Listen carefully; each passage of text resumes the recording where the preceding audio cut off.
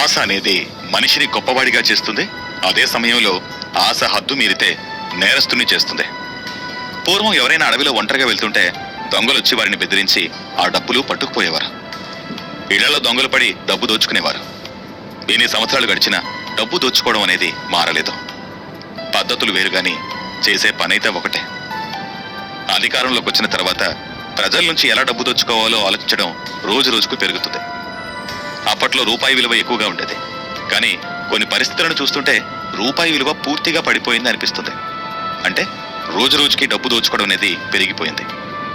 రకరకాల మార్గాల్లో డబ్బు దోచుకోవడం కొంతమందికి అలవాటైపోయింది. ఒక వ్యక్తి 32,000 కోట్ల కుంభకోణం చేశాడు అంటే చాలా ఆశ్చర్యంగా అనిపిస్తుంది.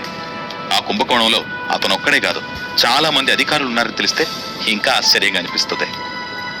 రైల్వే స్టేషన్లో పండ్ల నమ్ముకుని జీవనం సాగించే ఒక మధ్యతరగతి వ్యక్తి ఇలా చేశాడంటే అది మామూలు విషయం కాదు. ఎంతో మంది ప్రజల్ని అమాయకులను చేసిన సంఘటనది. కేవలం ప్రజల్ని మాత్రమే కాదు, ప్రభుత్వం పూర్తి వ్యవస్థను మోసం చేసిన సంఘటన ఇది. బ్రిటిష్ వాళ్లు మన దేశాన్ని పరిపాలించే సమయంలో మన దేశం ఎంతో కోల్పోయింది. స్వాతంత్ర్యం వచ్చిన తర్వాత మెల్లగా అభివృద్ధి వైపు అడుగులు వేస్తున్న మన దేశానికి ఈ స్కామ్ ఒక సమస్యగా మారింది. ఎక్కువ డబ్బు సంపాదించాలి అని అనుకుంటే జనాలు ఎక్కువగా వాడే వస్తువును తయారు చేసే కంపెనీ పెట్టి డబ్బులు బాగా సంపాదించొచ్చు. దీనికి చరిత్రలో చాలా మంది వ్యాపారులు ఆదర్శంగా ఉన్నారు.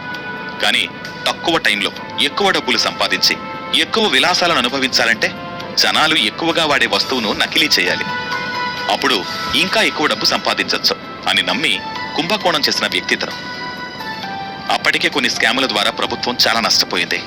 ఈ స్కామ్ వల్ల ప్రభుత్వం ఎంతో డబ్బును కోల్పోయింది.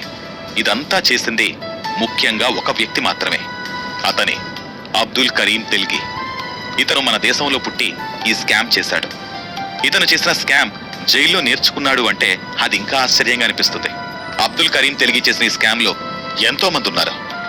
ఈ స్కామ్ లో ఎవరెవరున్నారు, ఏం చేశారు, ఈ స్కామ్ ఎలా మొదలైంది, అబ్దుల్ కరీంకి శిక్ష పడిందా, ఈ స్కామ్ లో మోసపోయింది ఎవరు అనేది తెలుసుకుందాం.